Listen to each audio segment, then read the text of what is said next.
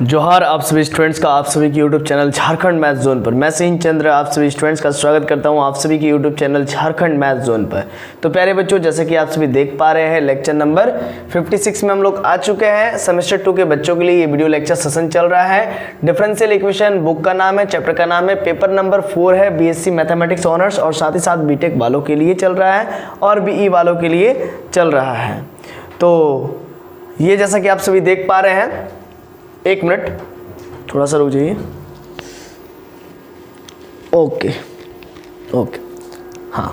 तो ये जैसा कि आप देख पा रहे हैं बच्चों, रिड्यूसिबल इनटू कैलर्स इक्वेशन। तो कैलर्स इक्वेशन को मतलब वो जो इक्वेशन आपको दिया हुआ है वो कैलर्स फॉर्म में नहीं है, उसको रिड्यूस करके आपको लाना है, रिड्यूस करके कैलर्स फॉर्म में लाना है। इसीलिए टॉपिक का नाम है रिड्यूसिबल इनटू कैलर्स इक्वेशन। ठीक है, अब मैं इसको बार बार नहीं कहूँगा कि ये इस फॉर्म में नहीं है तो इसको चेंज करना है कैलर्स फॉर्म में, आप समझ जाइएगा। ठीक है, जहाँ कहीं भी लिखा रहेगा रिड्यूसिबल इनटू कैलर्स इक्वेशन तो आप समझ जाइएगा कि गिवन इक्वेशन को कैलर्स फॉर्म में बदलना है एंड देन उसका जनरल सॉल्यूशन निकालना है। और अगर लिखता है find also it's singular solution तो देन आपको सिंगुलर सॉल्यूशन भी निकालना पड़ता है। तो चूंकि यहाँ पर सिर्फ लिख दिया है सॉल्व, तो आपको इस गिवन डिफरेंशियल इक्वेशन का सिर्फ जनरल सॉल्यूशन निकालना है। जब कहीं भी सॉल्व लिख दे तो सिर्फ जनरल सॉल्यूशन निकालना है। तो आइए देखते हैं, y प्लस पी एक्स का whole square equal to x square into P है।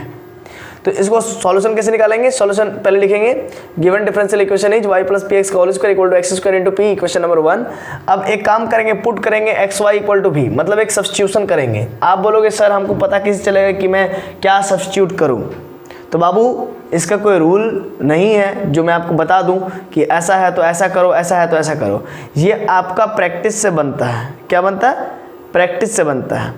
बार बार आप प्रैक्टिस करोगे तब आपको पता चल जाएगा कि एक्चुअली में क्या पुट करेंगे तो कैसे बनेगा। और वो भी मैंने बता दिया है कि अगर एग्जाम में आपका ऐसा क्वेश्चन आता है रिड्यूसिबल इनटू कैलर्स फॉर्म या कैलर्स इक्वेशन, तो उस केस में आपको क्या सब्स्टिट्यूट करना वो क्वेश्चन में ही मेंशन किया रहता है, गिवन रहता है।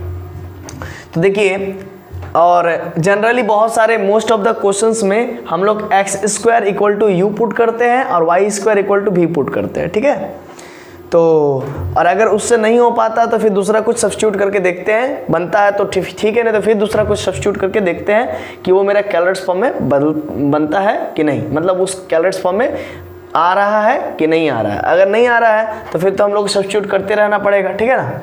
तो आइए देखिए, तो पुट करेंगे एक्स वाई इक्वल टू भी, तो differentiate both side with respect to x, then we gate.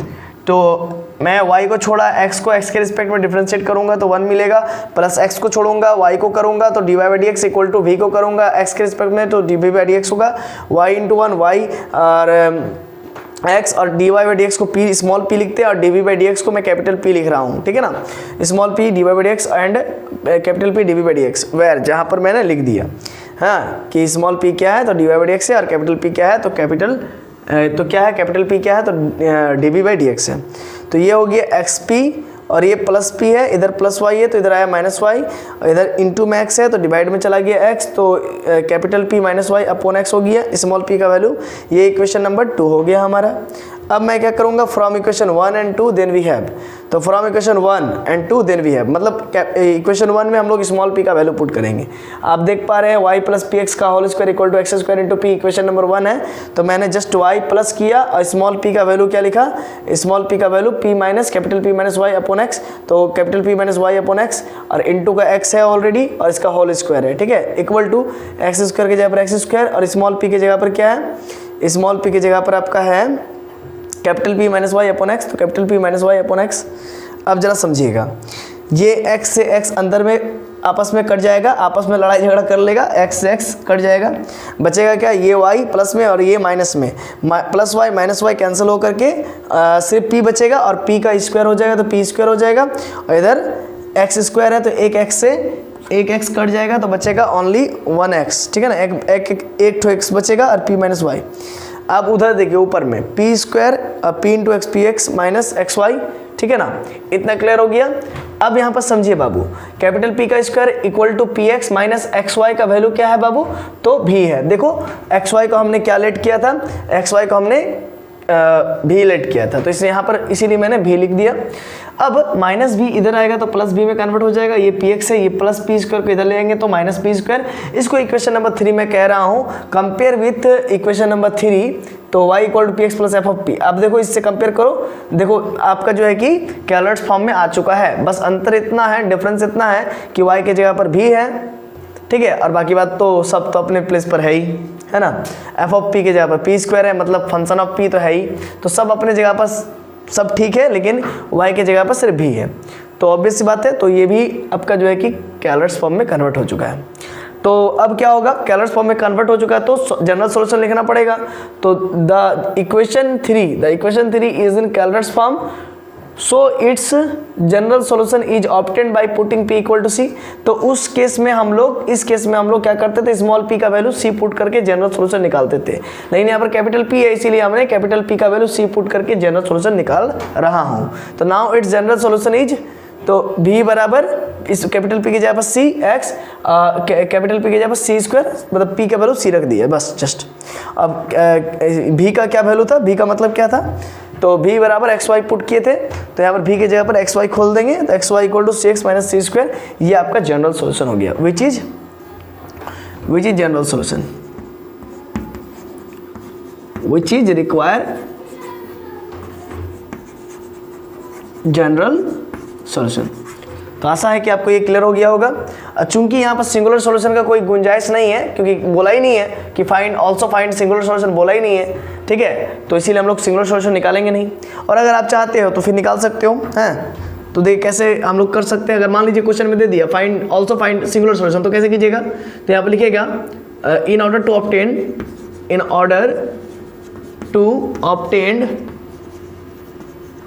Obtain singular solution, SS singular solution, है ना। तो we right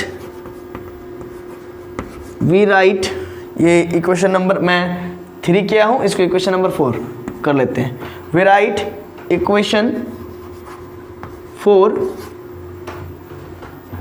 in equation 4 quadratic in C, quadratic in C. अगर आप चाहते हो कि सिंगुलर सॉल्यूशन निकालना तो इक्वेशन 4 को आपको क्वाड्रेटिक फॉर्म में लिखना पड़ेगा, है ना, वो भी सी के क्वाड्रेटिक फॉर्म में। तो कैसे लिखेंगे जरा देखिए, तो माइनस सी स्क्वायर इधर आ जाएगा तो प्लस सी स्क्वायर, तो plus c square minus c x अब plus x y equal to 0, यहाँ पर लिख दीजिए डेट इज, है ना, डेट इज उधर माइनस सी स्क्वायर इधर आ गया तो plus c square minus c x, उधर सी इधर आ जाएगा तो plus x y equal to 0।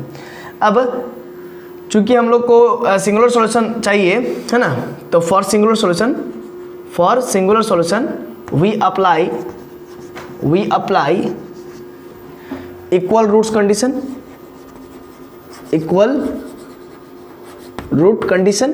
Condition में क्या होता है बाबू, तो डी का वैल्यू डिस्क्रिमिनेंट का वैल्यू 0 करना पड़ता है, मतलब डिस्क्रिमिनेंट का वैल्यू 0 हो जाता है, होता है ना, तभी तो इक्वल रूट्स आएंगे। क्योंकि ऑब्वियस सी बात है, आप समझिए रूट्स निकालने का तरीका क्या होता है, x equal to minus b plus minus root over b square minus 4ac, b square minus 4ac upon 2a, तो d का वैल्यू होता है root under b square minus 4ac। तो जब d का वैल्यू 0 हो जाएगा तभी तो इक्वल रूट्स आएगा, दोनों रूट सेम आ जाएगा, तो d का वैल्यू 0 होना चाहिए। अब याद कीजिए क्लास 10th, है ना, यही काम करते थे इक्वल रूट्स के लिए। तो अब क्या करेंगे, d का वैल्यू क्या होता है, तो root under b square minus 4ac, तो यहाँ पर तो जगह नहीं हो पाएगा बाबू। एक काम करो आप इसको मतलब स्क्रीनशॉट ले लो, इसके बाद मैं इधर बना देता हूँ। तो आशा है कि अभी तक आपने स्क्रीनशॉट ले लिया होगा और ये समझ में भी आ गया होगा। अब चूंकि निकालने नहीं बोला था सिंगुलर सॉल्यूशन, लेकिन तो भी मैं निकाल दे रहा हूँ।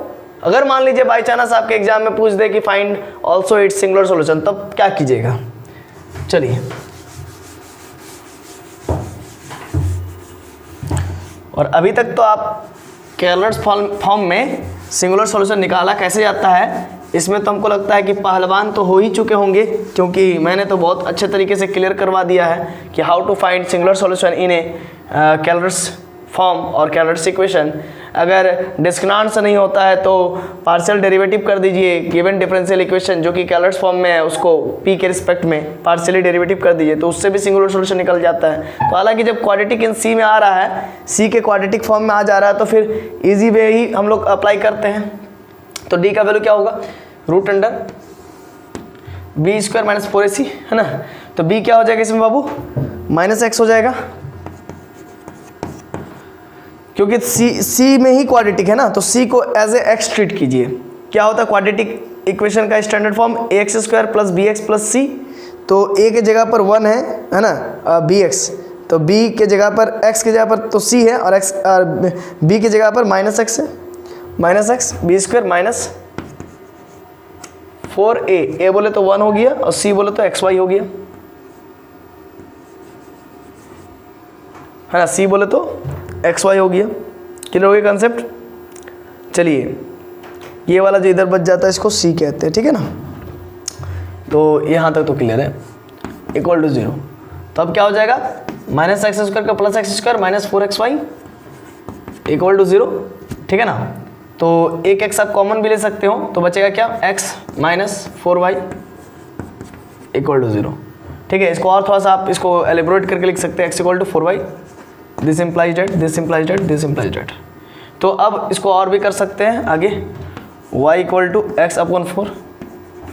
आप देख सकते हो इस जनरल सॉल्यूशन में, सॉरी जनरल सॉल्यूशन नहीं है, ये सिंगुलर सॉल्यूशन है, इसमें कोई आर्बिट्रेरी कांस्टेंट नहीं है। ये आर्बिट्रेरी इसमें 1/4 तो इसका बाबू कोफिशिएंट है ना, कांस्टेंट अलग से नहीं है, इसी वजह से ये सिंगुलर सॉल्यूशन है। इसमें कोई अलग से आर्बिट्रेरी कांस्टेंट नहीं है, इसीलिए y equal to x by 4 में इसमें कोई अलग से आर्बिट्रेरी कांस्टेंट नहीं है, 1/4 तो ये इसका कोफिशिएंट है, तो इसीलिए ये सिंगुलर सॉल्यूशन है ना। अब y equal to x upon 4 को आप